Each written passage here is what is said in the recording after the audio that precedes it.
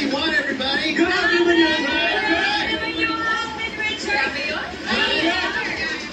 Grabe naman. Kasabay na pasalubong natin every year sa bagong taon ay pagmati namin sa iyo ng Happy Birthday!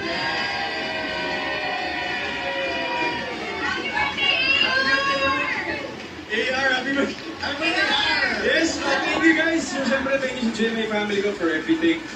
It's been already 10 years. Kung gaano po ako katagal sa showbiz, ganun din po ako katagal sa GMA New Year Countdown because this was, and this is still my stepping stone po towards everything. I always start my year with the GMA New Year Countdown kasi feeling ko lahat ng nag-New Year Countdown, nabibless ang taon, nabibless ang career, nabibless ang buhay in the years to come. So, I'm always grateful po to my GMA family, of course, and to the Lord for everything at sa lahat po ng mga tao nagpapasupport. Maraming salamat. Nagmamahal po sa akin, maraming salamat. At syempre, maraming salamat din po dyan sa SM Mall of Asia.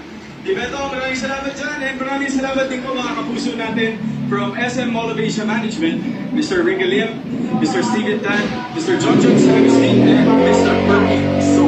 Maraming salamat po sa mga kapuso natin nakisama at nakinunya sa atin dito sa Pinas, abroad, at sinamahan niyo po kaming muli sa pagsalubong sa bagong taon. Maraming salamat mga kapuso. Nawa po ay dalhin natin lahat ng mga bagay na natutunan natin last year as we face more challenges and more beginnings ngayong 2021. Kaya magkita-kita po ulit tayo sa December 31 for this yearly tradition. Salamat. Wait, meron pa!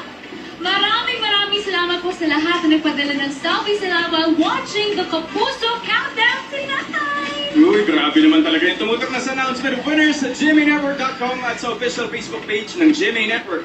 So muli po, mga kapuso, binabati po namin kayo lahat na Happy New Year, Kapuso! Thank you, Pan.